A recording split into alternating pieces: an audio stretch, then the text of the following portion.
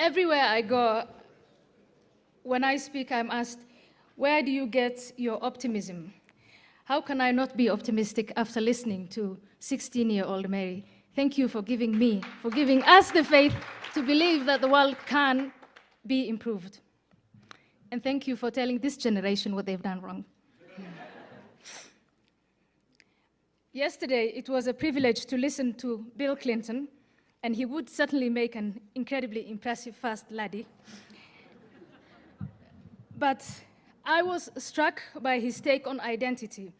When he was talking about doctors who save lives versus doctors who take lives, those who define their identity by emphasizing our common humanity versus those who emphasize our interesting differences. Mr. Clinton artfully avoided giving either of them a name. And he's not alone.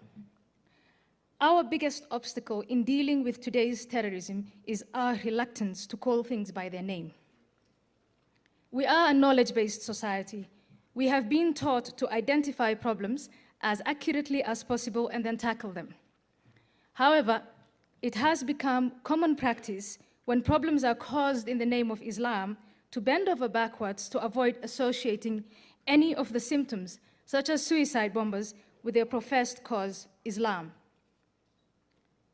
Bill Clinton talked about the doctors who wanted to kill and yet avoided the slightest mention of the belief system that spurred them to do so, Islamic theology.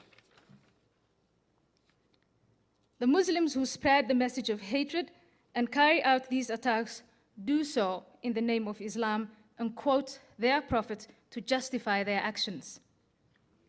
Hassan Butt, who used to be a member of the British terrorist network, wrote a compelling op-ed piece last week in the London Observer in the wake of the recent thwarted attacks. And I want to share with you a few lines from it. Hassan Butt writes, "When I was still a member of what is probably best termed the British Jihadi network, I remember how we used to laugh in celebration whenever people on television proclaimed that the sole cause of Islamic acts of terror like 9/11, the Madrid bombings, and 7/7 was Western foreign policy." Hassan Butt, this ex-jihadi, goes on to say, "By blaming the government for our actions, those who pushed the Blair bombs line did our propaganda work for us. More important, they also helped to draw away any critical examination from the real engine of our violence, Islamic theology." I can totally relate to what Hassan Butt is saying. When I was a fervent believer, I fully and wholeheartedly supported the fatwa against Salman Rushdie and the burning of his novel. I can tell you the last thing on my mind was Western foreign policy. I was 16. So ladies and gentlemen, what can we do? First and foremost, we must begin by calling things by their name. We must overcome our polite self-censorship and our fears. We must start acknowledging that Islam provides consistent argument to that doctor in Glasgow and many others to take human life, even though he was trained to save it. Our self-censorship does the propaganda work for the terrorists. We must break this spell.